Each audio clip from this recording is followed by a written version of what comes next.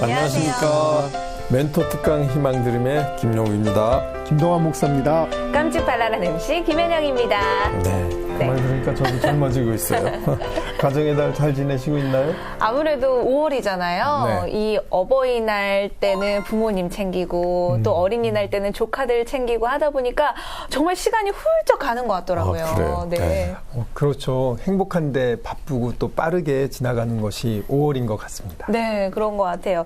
목사님, 정말 이 시간이 빠르다는 것을 더욱더 체감하는 게 5월인 것 같은데요. 이 선물을 준비하는 과정에서 정말 행복하고 싶은데 이 어린이날, 어버이날이 연결이 되어 있다 보니까 이 시간은 계속 흘러나가는 것 같더라고요. 벌써 시간 흐르는 게 빠르게 느껴요? 네, 계속해서 그렇게 느껴지는 것 같아요. 네, 사실 시간이 빠르게 지날 때 우리가 놓치기 쉬운 게 하나 있죠. 네, 뭐가 있을까요? 아무래도 이제 하나님 아니겠어요?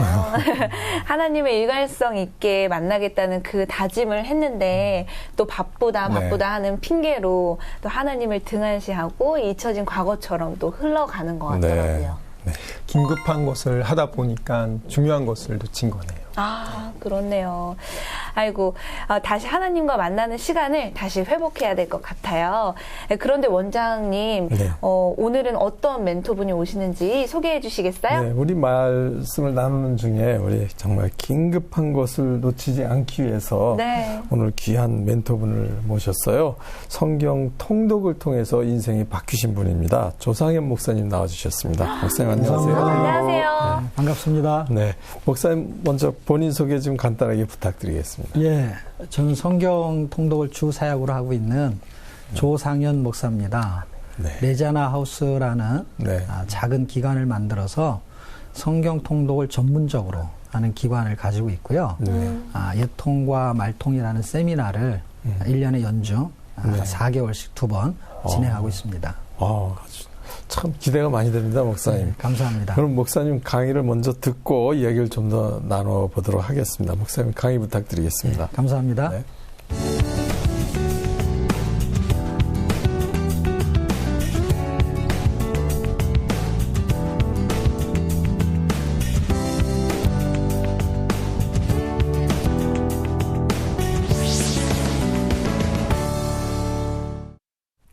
안녕하세요. 반갑습니다. 네, 반갑습니다. 저는 조상현 목사입니다. 참 귀한 곳에 초대가 되었네요. 자, 마태복음 4장에는 예수님께서 성령에 이끌려서 광야에서 마귀에게 시험받는 장면이 나옵니다. 왜 시험을 받게 되냐면 참 배가 많이 고팠을 거예요. 40일 동안 금식을 했거든요. 그러자 마귀가 하는 말이 뭐냐면 당신이 하나님의 아들이십니까? 만약에 당신이 하나님의 아들이라면 이 돌들을 좀 떡이 되게 해보시오 라는 시험을 하게 됩니다. 그때 예수님은 사람은 떡으로만 사는 게 아니야. 밥으로만 사는 게 아니야. 하나님의 입으로 나오는 모든 말씀으로 사는 거야 라면서 잘 설명해 주었습니다. 그렇습니다. 광야 같은 세상에 우리가 살고 있습니다. 이런 세상에서 마귀도 우리에게 시험 문제를 냅니다. 먹고 사는 문제죠. 그 먹고 사는 거, 다시 말하면 사람이 먹고 사는 거에는 어떤 기준이 있습니다. 그 기준이 땅의 기준이죠. 기본적으로는 땅의 양식을 먹어야만 살 수 있습니다. 그런데 본질은 그렇지 않습니다. 본질은 하늘의 양식이고 하나님의 말씀입니다. 이 하나님의 말씀을 읽으면 우리는 뭐라고 하냐면 말씀 통독이라고 할 수 있습니다. 예전에 밥 먹고 살기 힘든 시절이 있었을 때에 어른들은 이런 걸 뭐라고 했냐면요. 요 위장을 뭐라고 했냐면 밥통이라고 부르기도 했습니다. 그래서 사람이 밥을 먹으면 밥통이 될 수도 있고요. 술을 먹으면 술통이 되기도 합니다. 또는 담배를 피면 어떻게 되죠? 담배를 피면 연통이 됩니다. 그러나 하나님의 사람, 하나님의 자녀는, 성도들은 하나님의 말씀을 읽고 듣고 채워서 먹어서 말씀의 통을 가득 채우는 말통이 되어야 합니다. 이렇게 하나님의 말씀을 읽고 듣고 채워서 하나님의 자녀가 그 통이 되도록, 다시 말하면 그 말통이 되려고 하는 것은 하나님과 소통을 하려는 것입니다. 하나님과 대화하고 하나님과 교제하려는 것이죠. 그런데 소통이라는 것은 뜻이 있는데요. 그 소통은 생각하는 바가 서로 통한다 하는 뜻을 가지고 있습니다. 참 놀랍게도 훈민정음에서는 이 소통을 이렇게 말하고 있습니다. 자기의 생각을 상대방의 마음에 사무치게 하는 것입니다.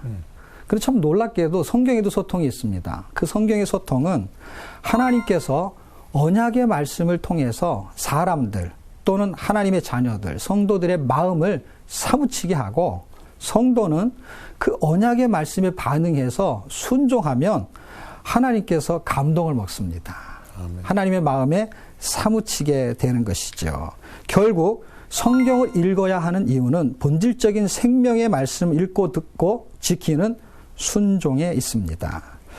계시록 1장 3절에는 이런 말씀이 있습니다. 이 예언의 말씀을 읽는 자, 듣는 자들과 그 가운데 기록된 것을 지키는 자들이 복이 있다. 이렇게 말합니다. 그렇습니다. 성경은 하나님의 말씀을 지키면 순종하면 복이 있다고 말합니다. 특히 구약성경 신명기 28장에는 그 내용을 자세하게 설명해 주고 있습니다. 그런데 놀랍게도 하나님의 말씀을 읽고 듣고 지키는 순종을 하게 되면 복을 받는데 이게 하기 힘들다는 거예요. 말씀을 지켜서 순종하게 되면 내가 죽고 예수로 사는 그런 하나님의 복을 누릴 수가 있는데 이 순종이 잘 안 된다는 거예요. 복은 받고 싶어요. 그런데 순종이 문제예요. 그러나 걱정할 필요가 없습니다. 왜냐하면 로마서는 그 순종할 수 있는 비법, 비밀, 방법을 설명해 주고 있습니다. 특히 로마서 1장 5절에는 이렇게 말하고 있습니다. 믿어 순종케 하나니. 우리는 일반적으로 믿는다 그러면 구원을 연상시킵니다. 에베소 2장 8절의 말씀에 보면 너희가 그 은혜를 인하여 믿음으로 말미암아 구원을 얻었나니 이것이 너희에게서 난 것이 아니다. 이렇게 말하기 때문에 사람들은 그렇지 믿음으로 구원받는 거지 이렇게 생각합니다. 그리고 구원받은 사람이 이제 하나님의 말씀으로 살아야 되는 걸 순종이라고 한다면 그 순종하는 거는 믿음으로 된다기보다는 내가 뭔가 노력해야 된다고 생각합니다. 근데 로마서 1장은 믿어 순종케 하나니. 성경은 이걸 역설적으로 증명합니다. 자, 보세요. 우리가 몸이 아픈데 기도를 통해서 건강해졌어요. 그럼 하나님 믿고자 하는 마음이 열망이 더 강해질 것이고 하나님 말씀에 순종하고 싶은 마음이 강하게 나타날 거예요. 그렇다고 한다면 이스라엘 백성들이 광야를 건너왔을 때 광야를 지나오고 있는 동안에 사실 홍해를 건넜어야 되고요. 또는 애굽에서 10가지의 기적을 체험했어야 됩니다. 근데 그 10가지의 기적도 어마어마한 거예요. 그리고 홍해를 건넌 건 더 어마어마한 것입니다. 그리고 40년 동안 발이 부르트지 않고 의복이 해이지 않고 굶지 않았어요. 하늘의 만나와 맺히라기로 엄청난 은혜를 받았어요. 그런데 히브리 기자가 만약에 하나님하고 인터뷰를 했다면 그 히브리서 3장 17절의 내용이 뭐냐면 하나님이 그 백성에게 진노했다는 이야기입니다. 그러자 이 기자가 또 질문합니다. 하나님 왜 진노하셨어요?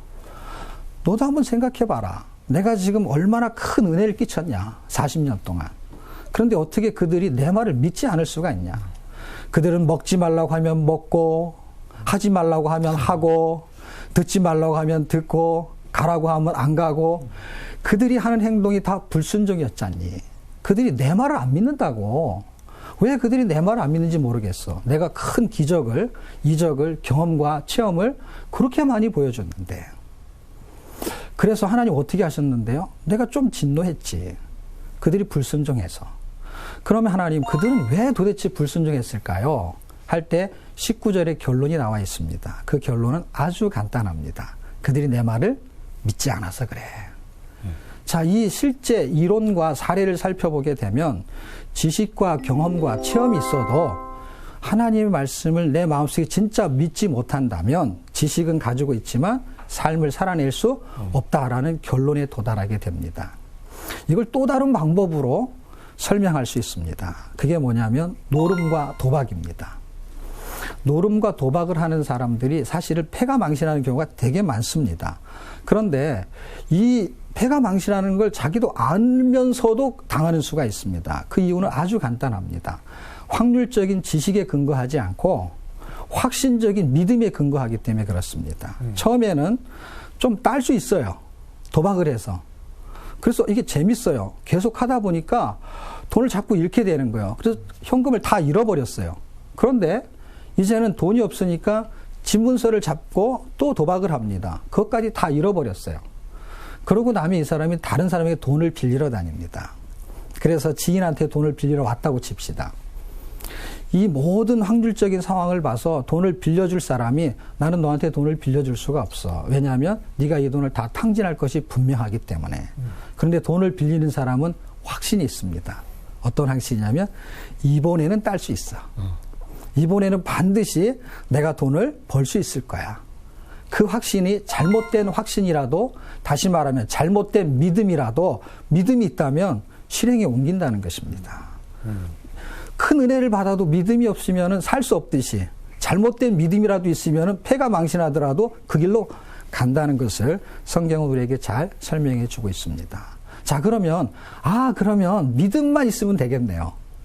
그런데 믿음이 사람 몸에서 생성되는 물질이 아닌 것처럼 믿습니다를 100번 하거나 1000번 한다고 믿음이 생기는 게 또 아닌 것입니다.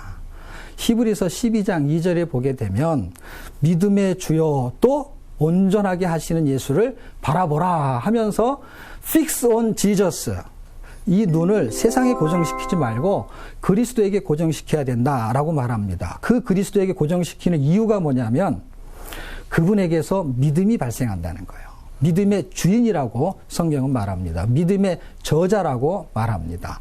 그냥 믿음 덩어리가 바로 예수님이었던 것이죠.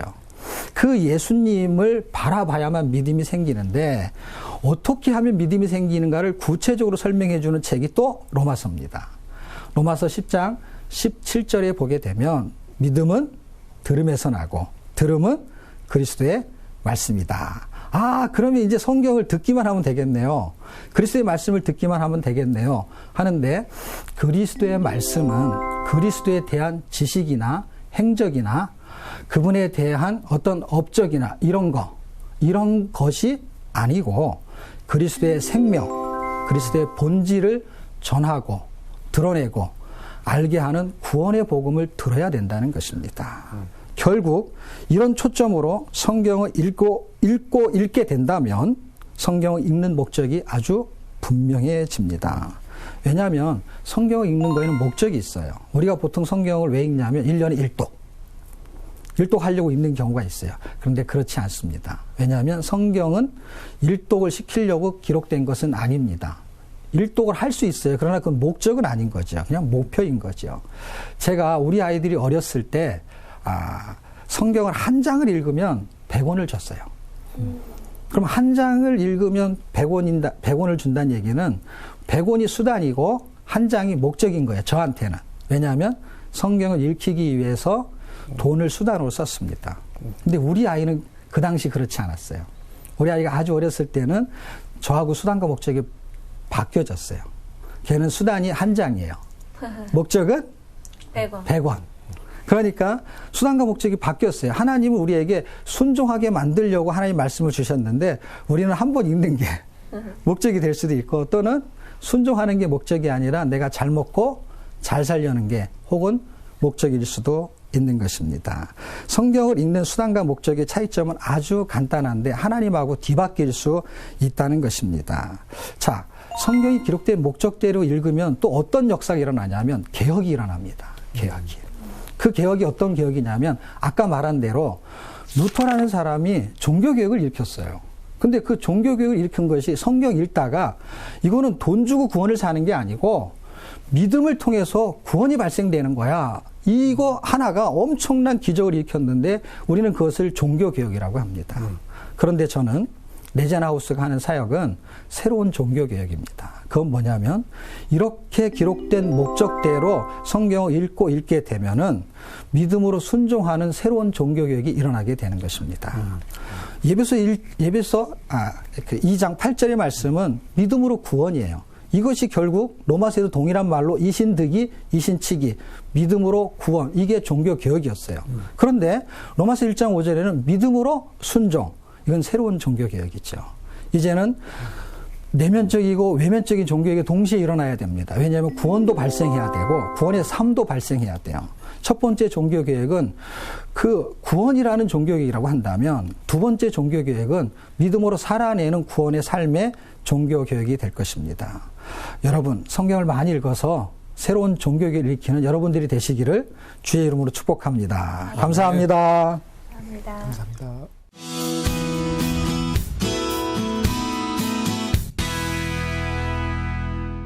네, 목사님 강의 잘 들었습니다. 감사합니다. 예, 목사님 강의 듣다 보니까 목사님은 어떻게 성경 읽기를 시작하게 되셨는지 그게 궁금한데 어떻게 읽게 되셨나요? 예, 뭐 예수 믿는 사람이면 누구나 성경을 읽는 거죠. 네. 뭐 당연히 목사는 더 많이 읽어야 되겠죠. 네.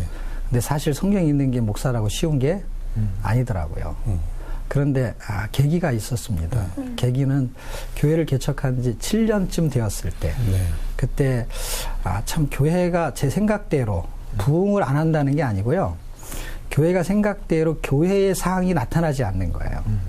다시 말하면 교회의 본질이라고 생각한 게 있었는데 그것이 안 나타나는 거예요.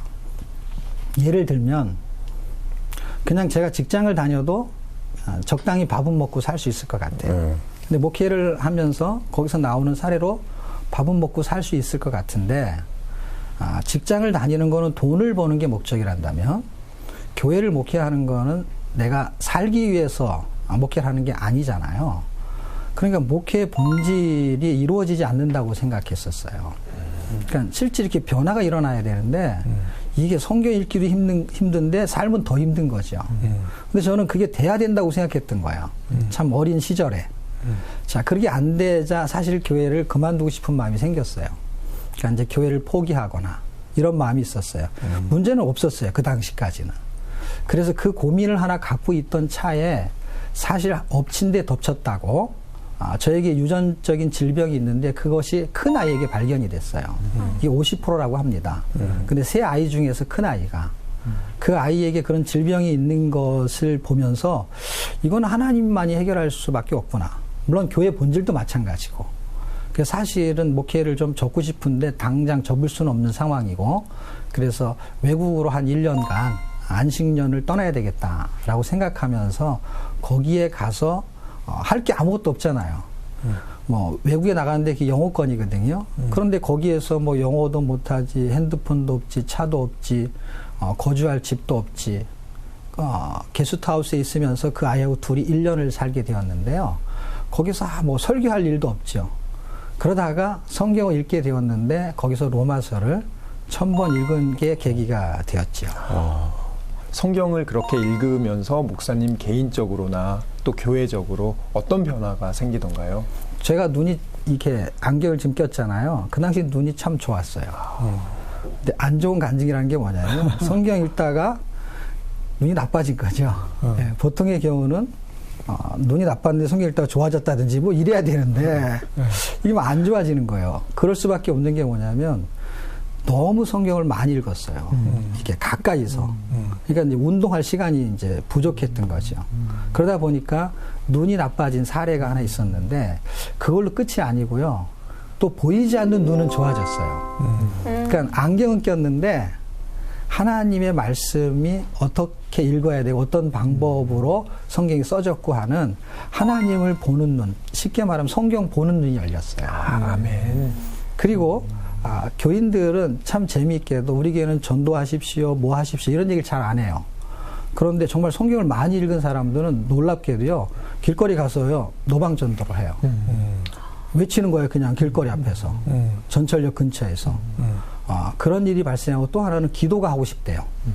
전도가 하고 싶고 기도가. 열매와 결실은 크게 없었어요. 왜냐하면 그게 전도가 되는 거 아닌데 그 사람에게 나타난 현상은 정말 그런 일이 있었고요. 그리고 하나님 말씀대로 살고 싶은 신앙 고백을 자꾸 해요. 네, 그런 변화들은 아주 많이 있었습니다. 목사님 아버님이 반대도 하셨다고 그랬었는데 어떤 반대, 어떤 과정이 있었나요? 우리 집안이 제사를 참 많이 지내는 집안이었어요. 네. 그냥 당연히 교회를 다니면 제사를 안 지나게 되니까 반대를 할 수밖에 없지요. 우리 어머니는 부적도 붙여놓고 그랬거든요. 네. 근데 제가 정말 꼭 기도원처럼 밤에 몰래 부적을 다 떼어가지고 태워버리고 찢어버리고 그런 적도 있고 네. 정말 사도행전에 있는 말씀처럼 이 가족을 위해서 이렇게 기도를 하면 그 가족이 전부 다 예수를 믿을 줄 알았어요. 근데 1년, 2년 지나도 예수를 안 믿고 제가 정말 하나님의 은혜로 신학교도 가고 졸업하고 전도사 시절 할 때까지도 이분들이 예수를 믿지 않았어요. 그런데 정말 놀라운 일이 제가 대치동에서 전도사를 하고 있을 당시에 아버님한테 아주 안 좋은 소식이 들렸는데 후두암이라는 진단을 받게 됐어요. 사실 대형병원에 잘 입원이 안 되는데 금방 입원을 시켜줬어요. 근데 이게 원래는 처음부터 어떻게 발단이 된 거냐면 그냥 염증이 있어가지고 병원에 가까운 병원에 가잖아요, 우리 보통이요. 병원에 가서 염증약 먹고 하는데도 안 낫고 계속 아프고 이게 통증이 있는 거예요. 그래서 큰 병원에 우리로 말하면 대형 병원이죠. 가서 진단을 해보니까 이건 빨리 입원해야 된다, 수술해야 된다. 이거는 후두암이다. 이렇게 이야기를 하셨어요.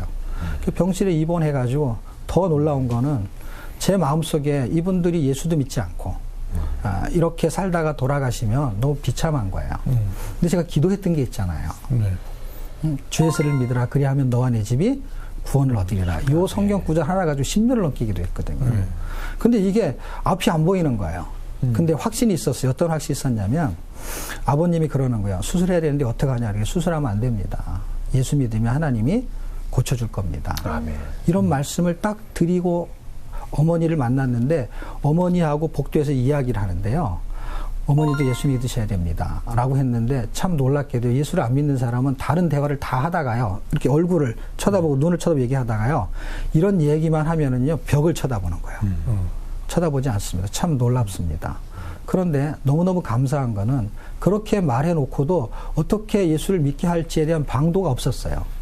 제가 교회 간 사이에 제 동생이 와가지고 아버님 바람을 씌워준다고 1층으로 내려갔던 거예요. 근데 그날이 주일날 점심때쯤 됐던 것 같아요. 정말 감사하게 사랑의 교회 전도팀이 왔는데 전도를 폭발팀 있죠. 네. 그 팀이 두 분이 오셔가지고 전도를 해가지고 사인하는 것까지 다 했다고 나중에 제 동생한테 전화가 온 거예요. 제가 가보니까 그 두 분이 형이 전도사라고 하니까 저녁 때 다시 오겠다는 거야. 그 당시에는 저녁 예배들을 다 하고 있을 당시예요. 그래서 그분들을 만나고 아버님 여기다 사인했다는 이야기를 하시고 그리고 그런 줄 알았어요. 사실 우리 아버님 같은 경우는 어떤 분이냐면 그냥 안 하면 안 하는 거예요. 그러니까 거짓으로 사인하거나 대답을 하시거나 이런 분이 아니에요. 그냥 안 하면 안 하고 하면 하는 거예요. 그런 분인데도 사인한 게 믿기지가 않는 거예요. 정말 저분이 예수를 믿었을까? 이런 의구심이 들었어요. 그런데 그 염증이 있고 후두암이라고 했던 그것을 이제는 수술을 해야 되기 전에 검진을 해야 된대요. 그게 조직검사죠. 조직검사로 여기를 상처를 내고 떼어냈어요. 근데 정말 놀라운 일이 벌어졌는데 아무런 변명이 나오지 않는 거예요. 근데 이런 거잖아요. 보통 염증이 있거나 아니면 뭐 암이거나 무슨 그런 조직 검사를 통해서 변명이 나와야 약물 치료를 하거든요. 근데 조직 검사할 때까지는 아무런 약물 치료를 할 수가 없었던 거죠. 그런데 놀랍게도 변명이 없이 아무것도 없는 상태에 이 염증이라고 했던 거, 이 상처 난 거는 뭘로 났냐면 약 먹고 난 게 아니고요. 아이스크림 먹고 났어요. 어떤 아이스크림이냐면 의사가 처방해 주는 게 아이스크림이었어요. 왜냐하면 여기를 떼어냈으니까요. 상처가 있으니까 옛날에 그 아이스크림 있어요. 이렇게 깍으로 돼가지고 하나씩 벗겨 먹는 거. 그 깍으로 된 거를 드시라고 했어요. 그러면 이렇게 넘어가면서 여기는 이제 이렇게 차갑게 해서 아물게 하는 거죠. 이게 아물고 그냥 퇴원하셨어요. 네. 나와서도 염증약도 안 먹고 그냥 그날로 그냥 다 나와버렸어요. 네. 그리고 더 놀라운 건 그 말한 대로 된 거예요, 정말로. 그분이 교회를 진짜 나간 거예요.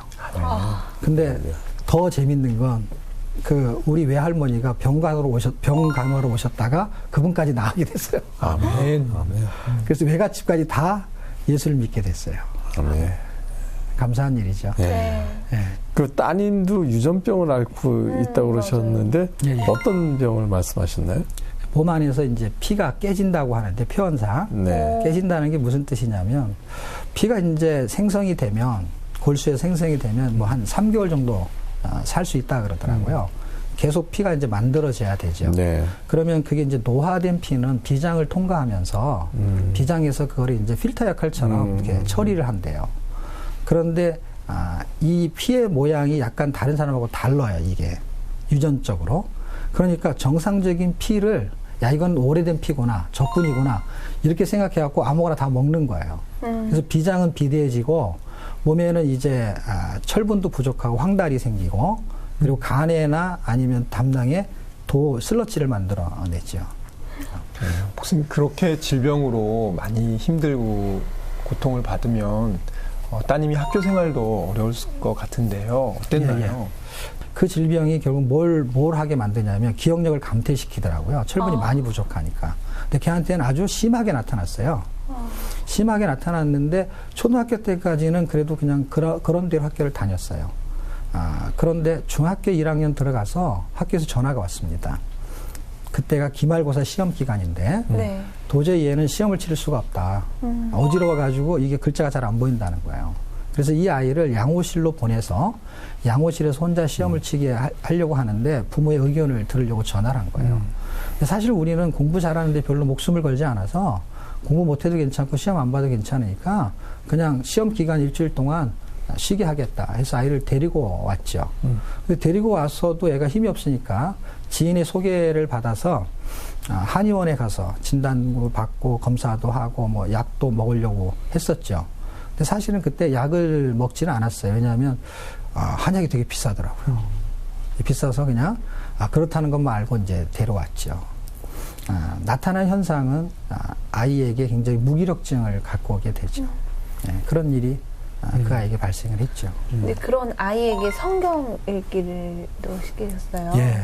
그 성경 읽기를 시키게 된 것은 그거하고 굉장히 맞물려 있는 거죠. 물론 성경 읽기는 늘 하고 있었고요. 아까 강의할 때도 말했듯이 100원을 주고 한 장을 읽히고 하는 일은 그 아이도 했던 일이죠. 네네. 예. 그런데 중학생쯤 되었을 때는 그 정도가 아니고요. 이 아이는 1년에도 성경을 3번, 4번 읽었으니까요. 10살 때부터. 예, 성경 많이 읽었죠. 그런데 생각이 완전히 바뀐 건 그때부터예요, 제가. 왜냐하면, 이건 학교 다니는 거, 공부 잘하는 게 중요한 게 아니다. 왜냐하면, 애가 사는 게 낫지. 애가 죽으면서 공부 잘하는 게 필요가 없잖아요. 그래서 학교는 그냥 당기기만 하고, 다니는 게 아니라 당기는 거죠.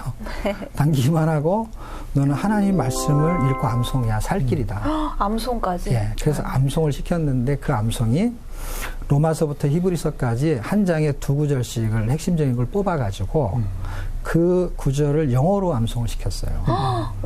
근데 그 영어로 암송하는 게 이게 기억력이 약하잖아요. 근데 아침에 학교를 갈 때 2개를 외우고 가야 돼요. 2개를 외우고 가야 되는데 이게 200구절을 외우려면요. 앞에 거를 반복해야 돼요. 그죠. 반복하니까 이게 한 100구절쯤 가면 엄청 이게 힘든 거예요. 애가 힘이 드니까 주일날 아침에 예배를 드리는데 애가 안 오는 거예요. 나중에 집에 가서 보니까 편지 한 장을 써놓고 집을 나가버린 거예요. 애가. 물론 이제 우리는 그런 걸 가출이라고 하는데 사실 요새처럼 무슨 찜질방 이런 데가 별로 없을 당시인데 그 당시는 많지가 않고 잘 모르고 그런데 그 아이가 가출에는 실패했지만 집을 나갔어요. 어쨌든 편지도 써놓고 자기는 암송하면서 못 살겠다. 그런 사례도 있고 어려움도 그랬구나. 겪었죠. 사실 제가 성경을 많이 읽으면서 믿음이 생긴다는 걸 제가 왜 확신 있게 말하냐면요. 믿음이 없으면 그 하나님의 말씀이 사실인지는 아는데요. 살아내지는 못하더라고요. 근데 제가 처음 뉴질랜드에 갔을 때에 목사로서 성경을 읽는데 성경은 사실인 줄 알고 있었어요. 네. 그런데 성경이 믿어지기 시작할 때 뭐를 깨달았냐면 성경이 정말 믿어지는 거예요. 그게 믿어지는 거예요. 그 확신이 있는 거예요. 그런데 어느 날 신명기 4장 10절을 읽는데요. 확신이 확 들어왔어요. 신명기 4장 10절은 6장에 있는 말하고 아주 비슷한 말인데 아주 핵심이 되는 건 4장에 있는데 사람들은 다 6장에 있는 말을 잘 알아요. 쉐마 이스라엘. 근데 그 내용을 아주 함축적으로 잘 써놓은 게 4장 10절이거든요. 그 4장 10절의 내용이 뭐냐면 하나님 모세를 통해 갖고 이스라엘 백성을 다 한 군데 모으라는 거예요. 그리고 내가 그 백성들한테 사람이 사는 동안 나 경외함을 배우게 하겠다. 그걸 가르치겠다. 아멘. 그리고 그것을 자녀에게 가르쳐야 된다. 아멘. 그러니까 사람이 사는 인생의 목적이 사는 동안이니까 태어나서 죽을 때까지 하나님 경외하는 게 사람의 본분이라는 걸 깨달았던 거예요, 제가. 그러면 공부 잘하는 게 이게 중요한 게 아니구나. 왜냐하면 사람의 본분은 공부 잘하는 게 아니라는 거죠. 공부 잘하면 좋죠. 그런데 이거는 하나님 경외하려면, 하나님을 사랑하려면, 하나님께 순종하려면 하나님의 말씀을 읽고 암송하는 수밖에 없다. 네. 그래서 사실 아이들을 학교를 안 보내기 시작했어요. 그래서 큰아이는 중학교 1학년까지 다니고 중국의 그 영어 암송 209절하고 중국의 선교사로 가고요. 청소년 선교사로. 둘째 아이는 초등학교 6학년까지만 다니고 그리고 저하고 미국에 한 3개월 다녀온 이후로 한 3년 동안 검정고시를 치렀는데 고검, 대검을 치렀죠. 그리고 그 아이에게 나타난 현상은 뭐냐면 참 재미있게도 16살, 한국 나이로 16살이면 중학교 3학년이잖아요. 네. 중학교 3학년 나이에 신학대학교에 들어갔어요. 자기 동급생하고 4년 차이가 나요. 근데 그걸 따라가는 거예요. 처음에는 어떻게 따라가냐면요. 레포트를 써야 되잖아요. 레포트 쓰는 방법을 몰라요. 왜냐하면 중학교, 고등학교를 안 다녀가지고 초등학교에서는 그런 걸 안 가르치잖아요. 처음에 써가는데 정말 재밌게도 표지가 없이 그냥 제출하는 거예요. 네, 그런데 1학년 1학기 때요. B학점을 받아오더라고요. 평균. 잘했네요. 네, 잘했죠. 왜냐하면 근데 어려움은 있었어요. 한 학기를 다니고 학교를 안 가겠대요. 힘든 거죠. 근데 한 학기만 더 다녀봐라. 하는데 1학년 2학기를 다니고 아이가 적응을 한 거예요. 정말 빠르게 적응한 거죠. 적응을 하고 2학년을 재밌게 다녔어요. 그리고 3학년 1학기까지 다녔는데 제가 이번에 책을 하나 썼거든요. 책을 쓴 거에는 그 내용을 좀 적어놨어요. 평점 몇 점 맞은 게 있어요. 그거를 기록해놨는데 4.0을 맞았어요. 정말 잘한 거죠. 다 A를 맞은 거예요. 그럼요. 자기보다 나이가 4살이나 많은 동급생하고 경쟁을 해서 그 아이가 작년 8월에 신학대 3학년 1학기를 마치고 8월에 지금 미국에 어학연수를 가 있습니다. 막내 아이 같은 경우는 더 재밌어요.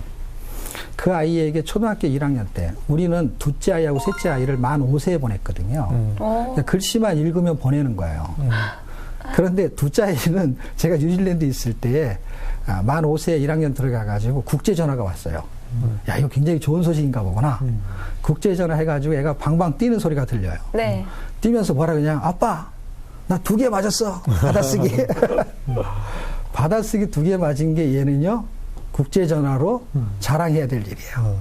왜냐하면 나이도 어리고 글씨도 겨우 쓰거든요. 그 2개 맞은 건 너무너무 자랑스러운 일이에요. 그런데 이 셋째 아이도 똑같이 만 5세에 초등학교 1학년을 보냈는데 이 아이도 암송을 시키는데 어떤 걸 암송시켰냐면 세 아이가 다 똑같아요. 산상수훈 이게 109절이 넘어요. 산상수훈 다 외워야 돼요. 산상수훈 외우게 하고 다 외우게 되면은 영어로 외우게 하고 그 다음에는 빌립보서라든지 골로새서라든지 이런 걸 외우게 해요. 그게 거의 한 109절쯤 돼요. 넉 장짜리가. 그런데 이 아이가 엄마가 나이가 어리니까 학교 갈 때 준비물을 챙겨가야 되는데 이 아이가 어리니까 힘든 거예요. 엄마가 다 챙겨주는 게. 그 말귀를 또 못 알아듣고 나이가 너무 어리니까. 그러니까 엄마가 준비물 챙기라는 소리를 매번 듣다가 이 아이가 뭐라 그러냐면 내일 일을 염려하지 말라. 한날에게는 그날의 족하니라. 자기도 모르게 그 암송했던 말이 튀어나온 건데 저는 그 당시 이 얘기를 듣지 못했어요. 우리 집사람이 그 이야기를 저한테 전달해 줬거든요. 그 아이가 갑자기 입에서 그 말을 하더라는 거예요. 준비물 챙기라니까 내일 가져갈 거 뭐야 이렇게 하니까 내일 일을 염려하지 말라. 네. 그런 일이 있었습니다. 그러면 성경을 목사님 이제 읽는 걸 그렇게 가르치셨는데 저희 같은 우리 성도들에게도 어떻게 읽어야지 잘 읽는 건지 한번 가르쳐 주시면 좋을 것 같아요. 늘 제가 강의를 하면 물어보는 질문이 그 질문이에요. 네. 어떻게 읽냐 아니면 어디부터 읽냐는 거예요. 네. 사실 뭐 아무 데나 먼저 읽어도 상관없어요. 네. 그런데 어떻게 읽으면 좋냐면요. 감각적인 성경 읽기가 있고요. 네. 그 다음에는 구조적인 성경 읽기가 있고, 그 다음에는 책 통권, 그러니까 창세기 아니면 로마서 이렇게 한 권을 통째로 그렇게 있는 성경 읽기 방법이 있어요. 물론 제가 개발한 것도 있고 또는 제가 느낀 거 깨달은 게 있는데요. 감각적 성경 읽기를 만약에 하나 설명한다면 이런 거예요.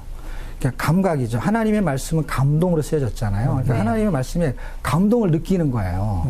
그러니까 감동을 느끼면서 해야 되는 사람이 자꾸 공부를 하려고 하는 거고 큐티를 하려고 하는 거거든요. 그 감각이라는 게 뭐냐면 우리 말은 소리 글자잖아요. 그러니까 이렇게 말을 하면 소리가 이렇게 들리면 그걸 그리면 글자가 되는 거거든요. 네. 그러니까 글자에 그 소리를 내는 글자로 만들어졌을 때 그 소리를 내는 의미가 있었거든요. 그러니까 글자에는 마음이 담긴 거예요. 그러니까 하나님의 말씀이 글자고 문자로 돼 있잖아요. 거기에는 하나님의 마음이 담겨져 있는 거죠. 그러니까 하나님의 마음을 읽을 수 있으면 좋은데 읽는 건 방법이 없어요. 그냥 감각인 거죠. 감각으로 읽는 거예요. 그러니까 지명 몰라도 되고요. 인명 몰라도 되고요. 배경 몰라도 돼요. 왜냐하면 감각은 이렇게 느끼는 게 있거든요. 그 다음에 또 하나가 있는데 그 다음에는 그게 읽기고요. 그 다음에 듣기요. 하나님 말씀은 읽기도 하고 듣기도 하잖아요. 듣는 거는 소리를 듣는 거잖아요. 네. 그 소리에는 뭐가 있냐면 의미가 있는 거거든요. 그러니까 애를 키우신 분은 잘 알겠지만 아이가 깐난애기가 울잖아요. 어떻게 울지요? 응애라고 울죠. 그래서 그 소리를 그대로 쓰면 응애라고 쓸 수 있겠죠. 그래서 애가 울어요. 근데 엄마는 알아요. 걔가 왜 우는지. 그 소리의 의미를 아는 거예요. 밥 달라는 거구나. 그러면서 밥을 갖다 줘요. 원래는 밥 줘야 되는데 응애에 그 의미가 들어있는 거죠. 근데 밥을 줬는데 좀 있다가 또 응애 그러는 거예요. 그러면 또 밥 주는 거 하고 똑같잖아요. 그 단어와 문장이나 아니면 그 소리의 글자가. 그런데 이번에는 그 의미가 다르죠. 안 먹어요. 왜 안 먹는가 봤더니 기저귀 갈아달래요. 그러니까 의미가 있다는 것이죠. 성경 읽기 팁을 하나 드린다면 네. 이런 이야기를 다 하고 방법도 설명해도 결국에는 성경이 안 읽어진다는 거거든요. 네. 그래서 읽고 싶은 마음이 확 생기게 만들어야 되거든요. 네. 순종도 하고 싶고 또 믿음도 갖고 싶고 그래서 성경 읽어야 되는데 이게 장벽이 있거든요. 잘 안 읽어지는 거에는 이유가 있는데 큰 이유가 하나가 있는데 그 이유는 외부의 적이에요. 외부의 적이 성경을 못 읽게 해요. 두 번째 이유가 있다면 내부의 적이에요. 내부의 적은 나의 옛사람이에요. 성경 읽는 것보다 다른 게 더 재밌는 거죠. 그렇죠. 예, 그것이 영적인 전쟁이라는 걸 사람들이 몰라요. 그냥 시간이 없거나 성경이 어렵거나 또는 이해가 안 되거나 이렇게 핑계를 대는데 전혀 그렇지 않습니다. 이거는 하나님이 우리를 깨닫게 하는로 쓴 것이지 우리 머리로 하나님을 이해할 수 없어요. 그렇기 때문에 이건 핑계고요. 이건 영적인 전쟁이에요. 실제 중세 시대 때 성경을 못 읽게 했어요. 그래서 루터도 사실 어떤 면에서는 그렇게 쉽게 성경에 접근하기가 어려웠던 사람 중에 하나였을 거예요. 그런데 그런 영적인 전쟁이라는 거를 하나를 팁으로 갖고 계시고 전략이 필요한 거죠. 그 다음에는 패턴을 이해하셔야 돼요. 성경 읽기는 큐티하고 성경 공부하고 패턴이 다른 거예요. 그런데 사람들이 성경을 딱 펼쳐서 읽어요. 성경 공부는 다 해요. 그렇죠? 큐티도 다 해요. 물론 일주일에 한 번 하지만 근데 큐티는 매일 해요. 근데 성경도 매일 읽어야 돼요. 이거는 그래도 잘하는 편이에요. 훈련이 잘 돼 있어요. 잘 돼 있다는 것은요. 그 모드로 가기가 빨리 가는 거예요. 그 모드로. 근데 성경 읽는 거 잘 안 되잖아요. 상대적으로. 그래서 성경 읽으려고 이제 작정을 하고 딱 폈어요. 딱 폈는데 쭉 읽는데 이게 무슨 말인지 잘 모르겠어요. 그러면은 이제 책을 꺼내서 찾아보잖아요. 주석을 찾든 다른 책을 찾든 요거를 저는 뭐라 그러냐면 성경 공부 모드로 전환됐다 그래요. 지금 성경 읽는 거잖아요. 성경 공부는 따로 있잖아요. 그런데 또 성경 공부를 하는 거예요. 그래서 성경 읽는 진도가 안 나가겠죠. 또 하나 그런 건 이제 또 주석을 찾아보고 또 한 번 이렇게 쭉 보는데 무슨 말인지 잘 알아요. 잘 아는데 이게 너무 기가 막힌 말씀이야. 은혜가 되는 말씀이야. 그러면요 진도가 안 나가고 그걸 또 묵상을 해요. 요걸 저는 뭐라 그러냐면 큐티 모드로 전환이 돼요. 그러니까 성경 읽기 모드는 안 되는 거예요. 그냥 공부 모드, 큐티 모드로 가버리니까 성경 읽기는 이제 시간 다 됐잖아요. 그러니까 또 내일 읽으면 또 이 모드예요. 그러니까 읽기가 되게 힘들고 안 되거든요. 근데 쉽게 생각하면 좋습니다. 어떻게 생각하냐면 성경은 그냥 읽기 모드가 있는 거예요. 이해하고 묵상하는 개념이 아니라 그냥 읽어내는 거거든요. 일단 1차적인 거. 영적인 전쟁이 있고 그다음에 읽어내는 거예요. 또 하나의 팁을 하나 더 드린다면 그것은 콩나물의 물주기거든요. 제가 성경을 많이 읽으면서 남는 게 뭡니까 이렇게 물어보거든요. 사람들이. 남는 거는 딱 한 번 읽고 나면 남는 게 있어요. 하나. 그게 뭐냐면 1독. 또 읽고 나면은 남는 게 하나 있어요. 그게 2독. 이렇게 100번 하면은 100독. 이렇게. 이게 남아요. 근데 믿음이 자랍니다. 왜냐하면 시루에다가 콩을 넣고 물을 주면 물이 쫙 빠져요. 그게 1독이야. 독에다 물 주니까 1독이에요. 그래 두 번 주면 2독. 근데 물은 다 빠져나가는데 시간 지나면 어느 날 보면 콩나물이 되고 있죠. 믿음이 자랍니다. 아멘. 예. 그런 은혜가 여러분들에게 있기를 축복합니다. 오늘도 성경 읽기 좋은 날입니다. 아멘. 감사합니다. 사실 목사님 말씀 들으면서 저에게 있던 걸 지적해 주신 것 같아요. 성경 읽기는 성경 읽기 모드로 쭉 가야 된다는 걸 배우게 됐습니다. 오늘 귀한 시간 내주신 조상현 목사님께 진심으로 감사드립니다. 감사합니다. 네. 우리 오늘 목사님을 통해서 성경 통독을 왜 해야 하고 또 구체적으로 어떻게 할 수 있으며 그 유익까지 알게 되니까 저도 정말 천독에 도전하고 싶은 마음이 막 올라오게 되고 있습니다.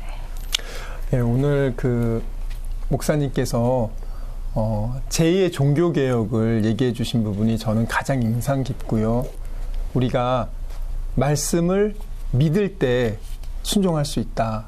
믿음으로 순종할 수 있는데 그 믿음은 말씀을 읽을 때 우리가 자라나는 거기 때문에 아멘. 그래서 저는 목사님께서 오늘 말씀해 주신 것처럼 사람이 떡으로만 사는 것이 아니라 정말 하나님 말씀이 우리에게 필요한데 네. 하나님 말씀 도전 천독 정말 목사님 책 꼭 읽고 동기부여 받고요. 네. 함께 읽었으면 좋을 것 같습니다. 아멘. 저도요. 저도 천독까지는 아니더라도 이제 독에 물 붓는 식으로 1독, 2독 이렇게 하나씩 시작이 반이라고 이렇게 시작하면 좋을 것 같고 거기서 오는 영적 전쟁도 감수를 해야 될 것 같습니다. 아무래도 우리는 영에 속한 사람들이니까 말씀 없이는 못 사는 것 같아요. 참 이번 5월이 특히나 너무 덥고 지치고 또 짜증도 많이 나는 또 달이 될 수도 있을 것 같아요. 근데 그럴 때 하나님이 주시는 말씀 아래 그 그늘 속에서 시원한 한 주 되시기를 진심으로 바라겠습니다. 이번 5월에는 우선 10독만 해볼까요? 그럴까요? 여러 가지 좋은 생각을 자유롭게 가질 수 있다고 생각을 합니다. 시청자 여러분들도 이 한 주는 말씀 통독을 통해서 하나님 만나는 삶이 되기를 소망하면서 오늘은 여기서 인사를 드리도록 하겠습니다. 다음 주에 또 색다른 주제를 가지고 여러분들을 찾아뵙도록 하겠습니다. 감사합니다. 감사합니다.